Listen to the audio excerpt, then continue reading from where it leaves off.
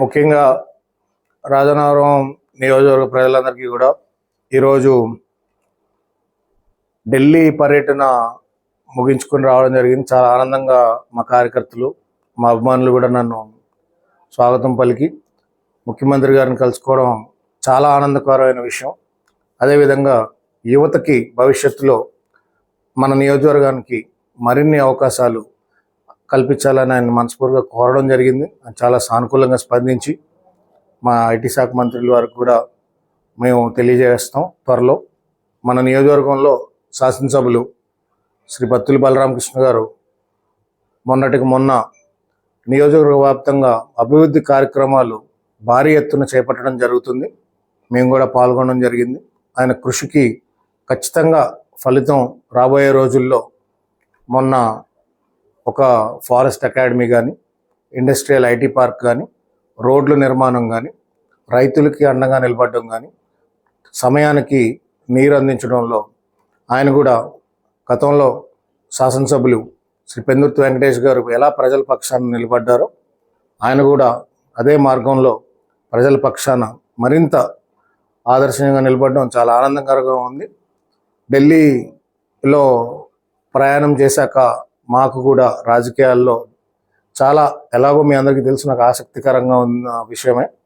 ఢిల్లీలో చాలా సంఘటనలు చూశాక ప్రజలకు ఎలా మనం ఇంకా సేవ చేయగలుగుతామో వివిధ రాష్ట్ర ఎంపీలతో కూడా ముఖాముఖిగా కూర్చుని, అదేవిధంగా తెలంగాణ ముఖ్యమంత్రి వర్యులు మన నారా చంద్రబాబు నాయుడు గారి ప్రియ శిష్యులు శ్రీ రేవంత్ రెడ్డి గారిని కూడా కలుసుకోవడం చాలా ఆనందకరమైన విషయం.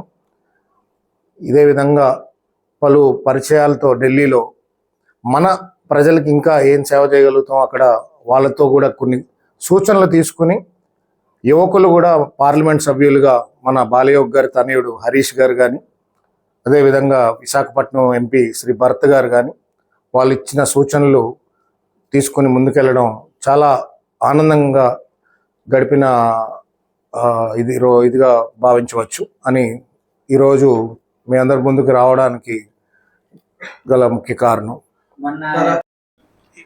ఎమ్మెల్యే గారు రోడ్డు శంకుస్థాపనలకి ఆహ్వానించడం జరిగింది. పార్లమెంట్ సభ్యురాలు శ్రీ పురంధేశ్వరి గారు కూడా పాల్గొనడం జరిగింది. ఆ కార్యక్రమంలో మీరు అడిగిన ప్రశ్న, కారు ఎవరైతే అడ్డగించారో మీరు వారినే సమాధానం వారి దగ్గరే ఉంటుందని నేను అభిప్రాయపడుతున్నాను. మీరు గమనించినట్లయితే ప్రముఖ వార్తా ఛానల్లో కూడా ప్రచురించడం జరిగింది. ఇక్కడే కాకుండా మీరు గమనిస్తే అన్ని ప్రథమ ఛానళ్ళు ఎవరిని అడ్డగించారు, మేము మా ప్రథమ కర్తవ్యం ప్రజలకు ఏ అభివృద్ధి కార్యక్రమం జరిగినా దానికి మా వంతు సహకారం అందించి కూటమి ప్రభుత్వంలో బీజేపీ జనసేన పార్టీకి కూడా మా వంతు కృషి అందిద్దాం అన్నది మా యొక్క ప్రథమ కర్తవ్యం తప్ప ఈ వెహికల్కి మేము వాళ్ళు అడ్డుగా కూర్చున్న వారి ఫోటోలు, విజువల్స్ కూడా మీ అందరి వద్ద కూడా ఉన్నాయి. మేమెవరి వెహికల్కి అడ్డుగా కూర్చోలేదు, మేమెవరి వెహికల్కి అడ్డుగా విచక్షణ కోల్పోయి మరి మాకు వచ్చే ప్రజలు కానీ, మా ఎమ్మెల్యే గారు కానీ, లేకపోతే ఎంపీ గారు కానీ, కొంతమంది వ్యక్తులు అది ప్రోగ్రామ్ డిస్టర్బ్ చేద్దామని ట్రై చేసిన ఒక కార్యక్రమం తప్ప వేరే ఏమి దాంట్లో మీరు వాళ్ళ దగ్గర సమాధానం ఉంటాయి మన దగ్గర కన్నా. పెందుర్తి వెంకటేష్ గారి ముఖ చిత్రం వేయినంత మాత్రాన ఇక్కడ ఉన్న ప్రజలతో పాటు నియోజకవర్గం వ్యాప్తంగా ఆయన అభిమానులు ఆయన గుండెల్లో పెట్టుకున్నారు. ఆ గుండెల్లో ముఖ చిత్రాన్ని కొంతమంది చెరపలేరు కదండి. ఇప్పుడు 2003 నుంచి పార్టీ జెండాని ఇక్కడ ఎవరు రెపరెపలాడిచ్చారు? 2003 నుంచి మీ అందరూ కూడా ఆ రోజు నుంచి విలేకరులు. 2004 ఎలక్షను, 2009 ఎలక్షను, 2014 ఎలక్షను, 2019 ఎలక్షను, 4 ఎలక్షన్లు ఆయన ఒంటరిగా పోరాటం చేసిన వ్యక్తిని ఈరోజు కొంతమంది అది మరి ఏ ఉద్దేశంతో గతంలో రుడా ప్రమాణ స్వీకారోత్సవంలో ఆయన ఫోటోని తీశారు. ప్రజలు ఆగ్రహం వ్యక్తం చేశారు. ఇది ఎవరెవరిని రెచ్చగొడుతున్నారో మీరందరూ కూడా, ప్రజలందరూ కూడా గమనించాలి. ఇప్పుడు పార్టీని 2019, 2020, 2021, 2022 వరకు కూడా పెందుర్తి వెంకటేష్ గారే ఇక్కడ ఇన్ఛార్జ్ అని మీరు 2022లో వేరే పార్టీ నుంచి జాయిన్ అయ్యారు, వేరే నియోజకవర్గంలో ఒక వ్యక్తి. ఇప్పుడు మొన్న ఎప్పుడో ఒక వీడియో చూడటం జరిగింది, మరి నియోజకవర్గంలోకి చెందిన ఒక బూత్ ఇన్ఛార్జ్ గారిది. 2019 నుంచి ఏమైపోయారు? 2019లో మీరు వెంకటేష్ గారు ఇన్ఛార్జ్ కాదా? 2020లో ఆయన ఇన్ఛార్జ్ కాదా? ఒకానొక టైంలో చిన్న డిస్టర్బెన్స్ వచ్చింది అంతే. ఒక కుటుంబంలో కలహాలు రావా సార్? ఇప్పుడు మనందరి కుటుంబాలు ఉంటాయి. ఇప్పుడు ఆయనకు ఇది 3వ సంతానం నియోజకవర్గం, అంటే 23 సంవత్సరాల సంబంధం ఆయనకి నియోజకవర్గంతో. అంటే దగ్గర 23 సంవత్సరాల జర్నీ మీరు ఒకరితో చేస్తే మీకు ఎలా ఉంటుంది సార్? సో కేవలం ఒక అహంకార భావంతో ఒక ఫోటోని జెండాలో మేము వేయలేదు, ఇక్కడ ఎవరికి నష్టం? మాకేమన్నా నష్టమా? ఏమి నష్టం లేదు. పార్టీలో అంతర్గత విభేదాలు సృష్టించడానికి మూల కారణం ఇలాంటివే కదా, చిన్న చిన్నవి.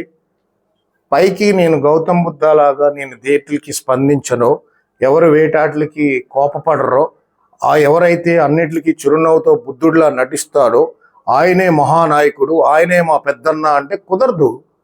పైకి నటన, మేడిపండి చూసారా సార్ సామెత?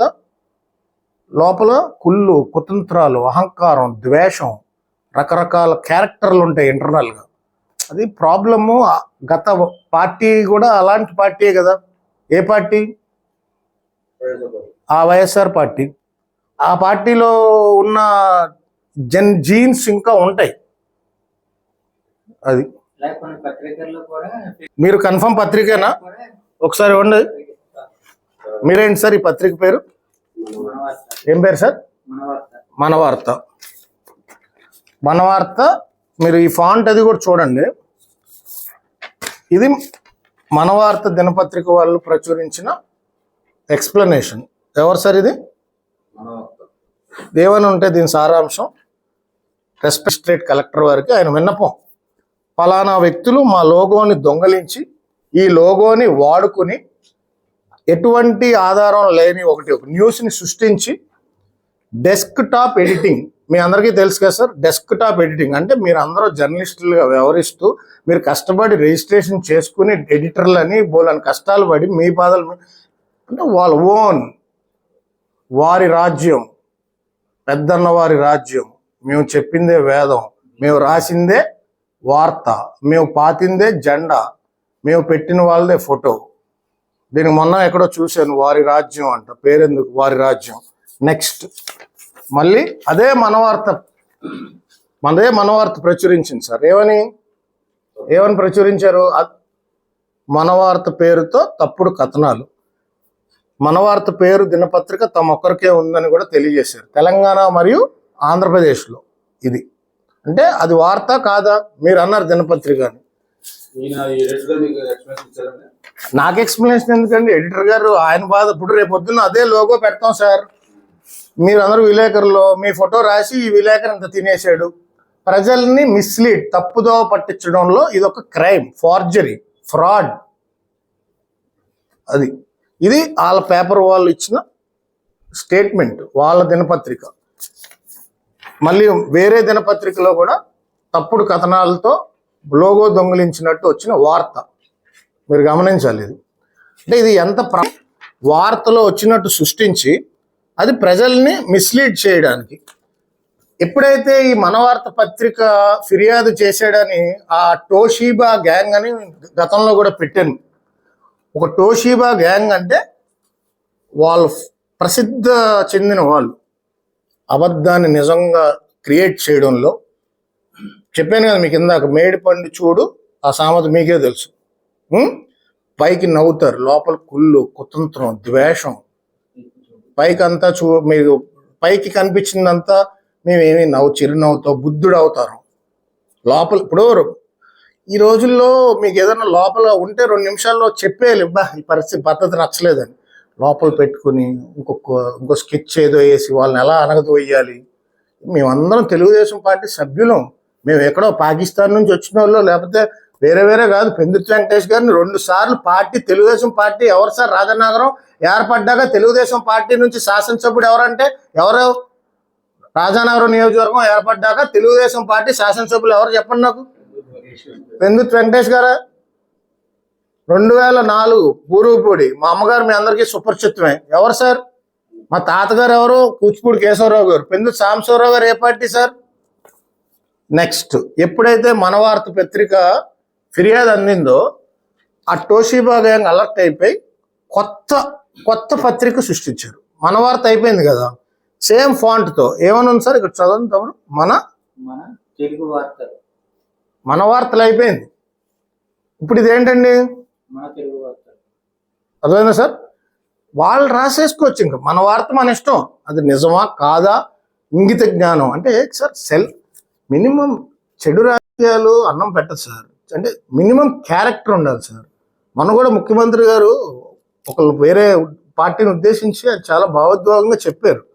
రాజకీయాలంటే ఒక ఆరోగ్యపరమైన వాతావరణంలో మాకన్నా పెద్దవారు వాళ్ళు బిట్స్ పిలానీలో పై చదువులు, ఊటీ లాంటి ప్రదేశాలు స్కూల్లో చదివి వచ్చి ఇంత స్థాయికి ఇంత స్టేజ్కి దిగజారిపోతారా? ఏంటిది? గోండాలతో టీడీపీ కార్పొరేట్, మళ్ళీ అభిరామ్ సైకో. ఎవరన్నా పేపర్ వాళ్ళు వాడే పదాలు సరే, సాక్షి పేపర్ కూడా వాడిది ఇది. ఈ లాంగ్వేజ్ మీరు అంత స్కూలింగ్ చేసి వచ్చారు, ఈ పదాలు ఏంటి సార్? అయిపోయింది కదా. మన వార్త అన్నది దొరికిపోయారు. ఇంకొకటి వాడాలి. ఏం వాడాలి? ఇంకో లోగో తెలుగు వార్తలు. ఎందుకు ఇవన్నీ పెట్టడం ఎందుకు? మన వార్త పాపం వాళ్ళ లోగో కొట్టేయడం, రాసుకోవచ్చు కదా మా పెద్దాపురం వార్తలు అని. అయిపోద్ది కదా డైరెక్ట్గా. మా ఇష్టం. మా బజ్జీ అన్న ఆదేశాల వరకు బజ్జీ అన్న ఆదేశాలు ఇస్తాడు అక్కడ. ఆ బజ్జీ గడి చెప్పినట్టు రాస్తారు వీళ్ళు. ఇవన్నీ మళ్ళీ ఇక్కడ మీరు ముఖ్యంగా ఇంకొకటి, మీ అందరికీ సుపరిచితుడు నియోజకవర్గంలో ఏంటి గత 25 సంవత్సరాలుగా ఏదో అతనికి తోచినంత సహాయం చేసాడే తప్ప నియోజకవర్గంలో ఈ రోజుకి కూడా కొంతమంది, అది అటేపు ఉన్నారా ఇటేపు ఉన్నారా ఏ పార్టీలో ఉన్నారో పక్కన పెడితే, ఆసుపత్రిలో ఏదైనా అవసరం పడితే మొట్టమొదటిగా ఆ వ్యక్తిని మీరందరూ కూడా సంప్రదిస్తారు ఈ రోజుకి కూడా. అవునా కాదా సార్? ఏంటి సార్ ఇతని పైన రాసింది? ఇది మన తెలుగు వార్తలు. అల్లే మళ్ళీ సేమ్ ఫాంట్ మీరు గమనించాలి. ఏంటి ఫాంట్ కూడా మార్చరేళ్ళు, అలా పెడేస్తారు. డెస్క్టాప్ ఎడిటింగ్ ఒక ఓసీపీ గారు పంపుతాడు. ప్రొఫెషనల్ వింగ్, మళ్ళీ ఆడు ప్రొఫెషనల్ వింగ్లో సభ్యుడు అని చెప్పుకుంటాడు. అన్ప్రొఫెషనల్గా బిహేవ్ చేస్తూ రోడ్డు పైన రౌడీలాగా దిగజారిపోయి ఏం రాశారు సార్ ఇది? చదువు చూడండి. ఎవరు సార్ ఈయన? పేరు చెప్పండి మీరే. ఎవరో మీ అందరికీ తెలుసు కదా. సీఎం గారిని కలిసినప్పుడు ఆయన వంగి దండం పెట్టుకున్నాడు. అది ఎవరికి? ఆయన ముఖ్యమంత్రి గారిని ఆయన గాడ్ ఫాదర్లా భావించి ఆ ఫోటోని ముఖ్యమంత్రి గారు దండం పెట్టుకున్న ఫోటోని కట్ చేసి, అంటే ముఖ్యమంత్రి గారు నా ఇల్లు అవమానపరుద్దామనా దీని ఉద్దేశం? ఈయనపై ఒక వ్యక్తి పైన ద్వేషం ఏంటండి? అంటే ఈయన ఇప్పుడు ఇక్కడ అలా చెప్పకూడదు, కానీ నియోజకవర్గంలో ఇతను ఒక కాపు కమ్యూనిటీకి సంబంధించిన తెలుగుదేశం పార్టీ క్లస్టర్ ఇన్ఛార్జ్. మరి ఇప్పుడు ఉందో లేదో, మరి వాళ్ళు పెద్దవాళ్ళు ఉంచారో లేదో మాకు తెలియదు. మీరే చేస్తారా నాకు తెలియదు అది. అయితే ఈ వ్యక్తి పైన ఈయనని టార్గెట్ చేసుకుంటూ మీరు ఇక్కడ చదవాలి, మీరు అందరూ సీనియర్ విలేకరులు, వాళ్ళ కాళ్ళే పెట్టుకుని హెడ్లైన్ చేయండి సార్.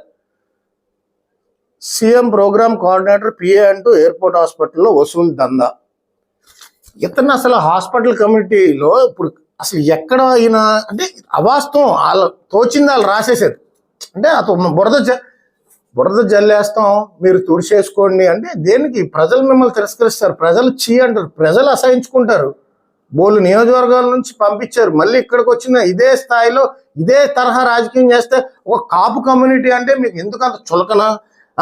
ఇతను చివరికి అభిరామ్కు భారీగా ముడుపులు అంటే నాకు వీడి మామూలుగా వీళ్ళు కొడుకు ఫీజు కట్టుకోవడానికి వీడికి ముడుపులు లేవు, వీడు నాకు భారీగా ముడుపులు. మీరు విన్నారా? ఇది విఐపితో ఫోటో. ఈ ఎయిర్పోర్ట్కి విఐపీలు ఎవరు వస్తారు సార్? మీకు తెలిసిన విఐపీలు ఎమ్మెల్యే గారు, మేము వెంకటేష్ గారు, ఇంకా ఎమ్మెల్యేలే కదా. ఇటు ఎమ్మెల్యేతో ఫోటో దిగడానికి ఛార్జ్ చేస్తాడంటే ఎంత? 500 ఛార్జ్. మరి వాళ్ళు ఏమైనా ఛార్జింగ్ చేస్తున్నారేమో మరి, ఎందుకంటే వాళ్ళకి 3 పదవులు ఉన్నాయి కాబట్టి పెద్ద విఐపి, కార్యదర్శి, అదేదో సంస్థ చైర్పర్సన్, ఇన్ఛార్జి గారు, ఇంకయ్యో ఎక్స్, వాళ్ళు ఏమైనా ఛార్జ్ చేస్తున్నారేమో, వాళ్ళపై రాసుకోవాల్సింది ఇది. అన్నిటికన్నా గమ్మత్తైన హాస్యాస్పదము ప్లస్ చాలా సీరియస్గా తీసుకోవాలి ఇది. మీరు అందరూ కూడా ఇది చూడాలి. గాడాల గ్రామంలో మలేషియా అమ్మాయిలతో మింగి స్పా సెంటర్కు అనుమతుల కోసం ప్రయత్నం. నవ్వుతారేంటి మీరు, చూడాలి సీరియస్గా. గాడాల గ్రామంలో మలేషియా అమ్మాయిలతో మింగి స్పా సెంటర్కి అనుమతుల కోసం ప్రయత్నం అంటే ఎవరి దగ్గర ప్రయత్నిస్తున్నాడు? ఇన్ఛార్జ్ గారిని కానీ ఏమైనా అడిగాడా? స్పా సెంటర్ పెట్టుకున్నానండి, కొంచెం పెద్దాపురం నుంచి ఏమన్నా పంపించండి. మలేషియా అమ్మాయిలు కష్టం, పెద్దాపురం అయితే వాళ్ళకి కాంటాక్ట్లు ఉన్నాయి. అర్థమైందా నీకు? ఇదేంటండి ఇది? అంటే నియోజకవర్గ కీర్తి ప్రతిష్టని దిగజార్చే విధంగా, ఎయిర్పోర్ట్ ప్రతిష్టని దిగజార్చే విధంగా, గాడాల గ్రామంలో దిగజార్చే విధంగా, అంటే ఈ కాపు కమ్యూనిటీలో అంతా స్పా సెంటర్ నడుపుకుంటారా? చెప్పండి. అతను తిండికి తీడు దిక్కులేదా? అవసరమైతే టీ అమ్ముకుంటాడు. సెల్ఫ్ రెస్పెక్ట్, ఆత్మాభిమానం ఏంటిది? ఏంటి సార్ ఇది? అంటే స్పా సెంటర్ మలేషియా అంటే ఇంట్లో ఆడవాళ్ళు లేరా? రేపొద్దున్న వాళ్ళకి 2 పిల్లలు, అతనికి ఇదే వార్త వాళ్ళ తండ్రిని ఇలా అని అడిగితే మీరు ఒప్పుకుంటారా? మేము 2 నిమిషాలు కాదనుకుంటే దీనికన్నా బాబులను డెస్క్టాప్ ఎడిటింగ్ చేసే వాళ్ళు ఉన్నారు నా దగ్గర. నేను కానీ ఫోటో పెట్టి ఆ పెద్దాపురం పెద్దన్న, ఆ బజ్జి, అది ఇది అని పెట్టి నేను రాయడం మొదలు పెడితే తట్టుకోగలుగుతారా? చెప్పండి. మీరు ఒక దినపత్రికలో ఇప్పుడు రాజకీయంగా ఎదురుదాడి చేసుకోవచ్చు, ఒక సిస్టమ్ ఉంటుంది, ఒక పద్ధతి ఉంటుంది. పేపర్లో ఏంటి, ఒక దినపత్రిక ఉంటుంది, ప్రముఖ పత్రికలు ఉంటాయి, లేదా లోకల్ న్యూస్ పేపర్ ఉంటుంది, రిజిస్ట్రేషన్ ఉంటుంది, ఎడిటర్ ఉంటాడు. దాంట్లో వేస్తే వెయ్యరు కదా. ఇలాంటి వార్తలు ఏమన్నా రాస్తాడా? ఎంత డబ్బులు ఇచ్చినా రాయడాడు. ఇదేంటి స్పా సెంటర్ ఏంటి? గాడాల గ్రామంలో కాపులు స్పా సెంటర్ పెట్టుకుంటారా? లేకపోతే ఈ మండలంలో ఇదా? లేకపోతే అతను ఏమన్నా ఇది ఎలా కనపడుతున్నాడు? తమాషాగా ఉందా? రాసినోడికి స్పా సెంటర్లో ఆడ తాలూకోళ్ళు ఏమైనా పనిచేస్తున్నారేమో.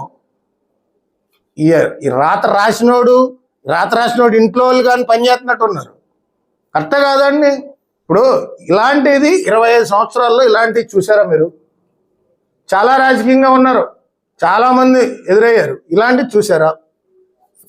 అంటే ఎలా సార్ ఇది? మినిమం ఎథిక్స్ కానీ, వాల్యూ కానీ, ఆత్మాభిమానం కానీ మీరు రాజకీయంగా ఇదా?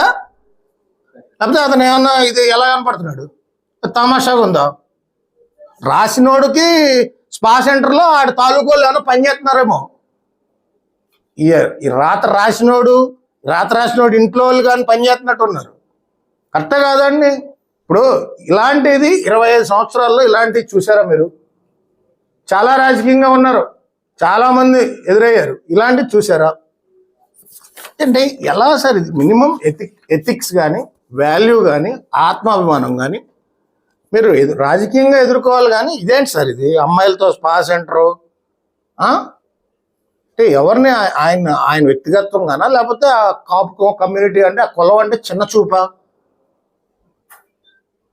మీరు చెప్పాలంటే ఇవన్నీ వచ్చేసి మా నియోజకవర్గాన్ని భ్రష్టు పట్టించి నియోజకవర్గంలో స్పా సెంటర్లు ఉన్నాయి, ఎయిర్పోర్ట్లో డబ్బులు కలెక్ట్ చేస్తారు, అసలు ఏమీ సంబంధం లేకుండా ఇవన్నీ ఇంకొకటి రాశారు. తండ్రి అధికార ముసుగులో కొడుకు చావు దొప్పుతున్నాడు. చావు దొప్పుతున్నాను అంటే ఎవరిని? వాళ్ళని చావు దొప్పుతున్నాను, మరి వాళ్ళు ఎక్కడికక్కడ పట్టుకుంటాను కదా. తండ్రి అధికారం నిజంగా నేను కానీ వాడుంటే వాళ్ళు ఇలా రెచ్చిపోదురా? తండ్రి అధికారం నిజంగా చూపిస్తున్నాడా? ఆయన నిజంగా 3వ కన్ను తెరిస్తే వాళ్ళు నిజంగా ఉందిరా? తండ్రి అధికారం వాడినట్టు మీరు నిరూపిస్తే ఒక ఎస్ఐ స్థాయి కానీ, ఒక డిఎస్పీ స్థాయి కానీ ఆయనతో ఫోన్ కాల్ చేయించాను అంటారా? నో. ఈరోజు ముఖ్యమంత్రి గారిని కలిశాను, మొన్న కలిశాను, మీరు అందరూ ఏముందిలే పెందుకు వెంకటేష్ గారు ఫోన్ చేసి చెప్పుకుంటారు. నో, మీ అందరి దగ్గర వెంకటేష్ గారి నెంబర్ ఉంది. ఆయన నా ఇండివిజువల్ మా కాంటాక్ట్లో ఎవరికి ఉండాల్సింది ఆడుకుంటుంది. తండ్రి అధికారం ముసుగులో తండ్రి అధికారం పెట్టుకుని మేము వెళ్ళట్లే. మా పోరాటం మేము చేస్తున్నాం, మా సేవ మేము చేస్తున్నాం. మా కార్యక్రమానికి దయచేసి అడ్డు తొలకండి. మేము సేవ చేయడం మీకు నచ్చకపోతే మేము ప్రజలకు సేవ చేస్తున్నాం కదా సార్, విద్యార్థులకు ఫీజు కడుతున్నాం, వైద్యానికి అందిస్తున్నాం, మీ అందరికీ తెలీదా? ల్యాప్టాప్లు ఇచ్చాం. ఇక్కడ తండ్రి అధికారం పెట్టుకుని నేను ఏం చేశాను? ఇప్పుడే కాదు, 10 సంవత్సరాలు ఎమ్మెల్యేగా నా పేరు ఎక్కడైనా మీరు విన్నారా? ఎటువంటి దందాల్లో నేను కానీ నా మిత్రులు కానీ పాల్గొన్నారా? 3 మండలాల్లో రియల్ ఎస్టేట్ మాఫియా చేసావా? ఇసుక మాఫియా చేశానా? మద్యం దుకాణాలు నడిపావా? మట్టి అమ్మావా? కొండ తవ్వావా? ఏం చేశా? ఏంటి సార్ ఇది? తండ్రి అధికారం ముసుగు. నిజంగా ఆయన అధికారం వాడితే రెచ్చిపోతారు, నిజంగా నా కారు అడ్డు కూర్చుంటారా? అయినా కూడా ఓపిక, సహనం అనే ఒక పదానికి బ్రాండ్ అంబాసిడర్ పెందుర్తి వెంకటేష్ గారు. మన పార్టీయే, ఎప్పటికైనా మన కుటుంబమే, ఆయనతో తిరిగిన వాళ్ళే, అవునా కదా? దీంట్లో అందరూ ఇప్పుడు మీరు ఒకటి గమనించాలి, 100% ఇన్ఛార్జ్ గారికి దీంతో సంబంధం లేదు. ఆయన వెనకాల ఉన్న ఒక మాకు ఇన్ఛార్జ్ గారు అంటే గౌరవం. మీ అందరికి ఈరోజు ఒక క్లారిటీ ఇస్తున్నాం. ఎప్పుడు కలిసినా బొడ్డన్న బాగున్నారా? మేము ఆయనతో యుద్ధం ఆయనతో కాదు, ఆయన పొరపాటు పడుతున్నారు, మాకు ఆయనతో పార్టీ ఆదేశించి ఇన్ఛార్జ్గా నియమించారు. పెందుర్తి వెంకటేష్ గారు సహకారం అందించారా? వ్యతిరేకంగా పనిచేయమని ఎక్కడైనా చెప్పారా? చెప్పండి సార్. ఎవరంటే ఒక నలుగురు. ఆ నలుగురు నేను చెప్పను, అది కాలం నిర్ణయిస్తుంది, కాలం నిర్ణయిస్తుంది. మీకు తెలుసు. అదే ఇప్పుడు ఖచ్చితంగా వాళ్ళ పాపాన్ని వాళ్ళే పండితునిస్తున్నారు. నేను చాలా తీవ్రంగా పరిగణిస్తున్నా. ఇప్పటి వరకు ఒక యాంగిలే చూశారు, సినిమా డైలాగ్ ఏం చెప్పట్లే. ఇది చాలా దూరంగా నేను ఎవరు మీరు దీంట్లో గమనించాల్సిన ఈ షేర్ చేసేది టీడీపీ రాజానగరం ఇలాంటి రకరకాల గ్రూపు. దీని మీద వాట్సాప్ డీపీ బొడ్డు వెంకటరమణ ఫోటో పెడతారు. వాట్సాప్ డీపీ ఎవరిదైనా పెట్టుకోవచ్చు కదా మన ముఖ్యమంత్రి అంటే. ఈ నెంబరు ఎవరిదైనా ఎంక్వైరీ చేస్తే మునగాల గ్రామానికి చెందిన గుమ్మడి సుమంత్, డాక్టర్ బాబా బిఆర్. ఇప్పుడు మన అంబేద్కర్ గారు రాజ్యాంగం రాసింది బడుగు బలహీన వర్గాల్ని అత్యున్నతమైన స్థాయికి తీసుకెళ్ళడానికి రాజకీయ నాయకులు ఉపయోగపడాలి. అతన్ని ఒక మునగాల గ్రామానికి ఎస్సీ కమ్యూనిటీకి చెందిన వ్యక్తి అని అతన్నితో షేర్ చేపిస్తారు ఇది అన్ని గ్రూపుల్లో. ఎందుకు?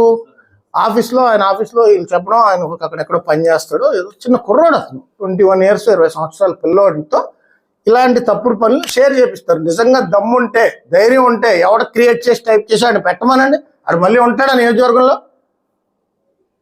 ఈ పిల్లోడిని మేము ఏమన్నా చేసి అడిగితే ఒక గేమ్ ప్లాన్. మీరు ఎస్సీ కమ్యూనిటీ వాళ్ళని బతకనివ్వరా? తిరగనివ్వరు. ఎవరెవరు? మా కుటుంబం ఏ కమ్యూనిటీ వచ్చి సహాయం అడిగినా గడప తొక్కితే సహాయం పొందే వెళ్ళారే తప్ప ఎవరిని మేము బెదిరించలేదు. మమ్మల్ని ఎన్ని మాటలన్నా సహనంతో తీసుకున్నాం. కానీ ఇలా రెచ్చగొడితే తిరిగి ఇచ్చేస్తాం. మీరు ఎవరికి చెప్పుకున్నా దీంట్లో భయపడేది లేదు. వ్యక్తిగతంగా దూషణలకి, వ్యక్తిగతంగా మీరు ఒక వ్యక్తిని అతనేం చేతగానోడను ఎవరికి ఉండాల్సింది వాళ్ళకు ఉంటుంది. త్వరలో లోకల్ బాడీ ఎలక్షన్స్ కూడా రాబోతున్నాయి. దయచేసి ఇటువంటివి ఒక నలుగురు లబ్ధి కోసం, నలుగురు ఉనికి కాపాడు కోసం ఇన్ఛార్జ్ గారు ఫోటో పెట్టి ఆయన గ్రూప్లో ఇలాంటి షేర్ చేస్తే రేపొద్దున నేను మొదలు పెడితే తట్టుకుంటారా? వాళ్ళు పెట్టారు కదా, మేము డెస్క్టాప్ దీనికన్నా డబల్ పెడతాను.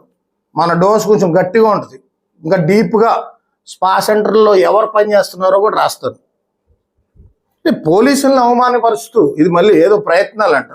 అంటే పోలీసులు అవమానపరుస్తారు, ఎయిర్పోర్ట్ను అవమానపరుస్తారు. వీళ్ళ లబ్ధి కోసం ఎవరినైనా, వీళ్ళ తప్ప అందరం చెడ్డోళ్ళే, మా మీద బురద చల్లేయాలి, మేము తుడుచుకోవాలి. వాళ్ళ స్తంభాలు రాడ్డు దింపారు, వేరే రాడ్డు దింపారు వాళ్ళు. మేము ఒకటి సార్, ఇక్కడ చర్చ ఇదేం పెద్ద ఇంటర్నేషనల్ సమస్య కాదు, అధిష్టానికి వేరే పని ఏమి ఉండదా?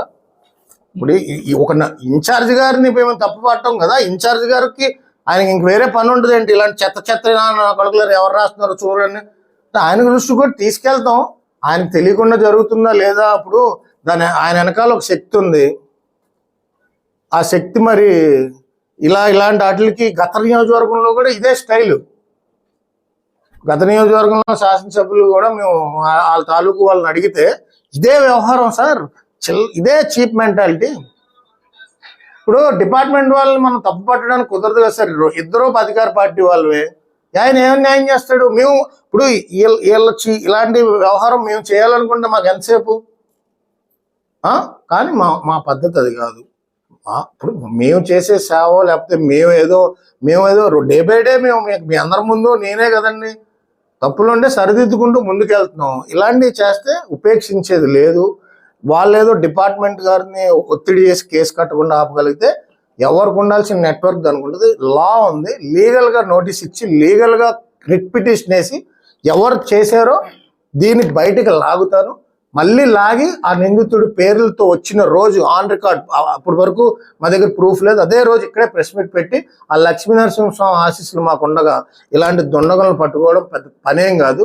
ఇది ఒక ఫ్రాడ్, ఫార్జరీ లాంటి మైండ్ సెట్ ఉన్న వాళ్ళని ఇన్ఛార్జ్ గారు కూడా ఉపేక్షించకూడదని, దయించి ఇటువంటి చర్యలు ఇక్కడతో ముగించాలని, లేదా వీళ్ళు పెడతారు మేము పెడతాం, వీళ్ళు పెట్టారు స్పా సెంటర్, మేము ఇంకో సెంటర్ నడుపుతున్నారంటాం. ఎక్కడితో ఫుల్ స్టాప్ పడాలని కోరుకుంటాం.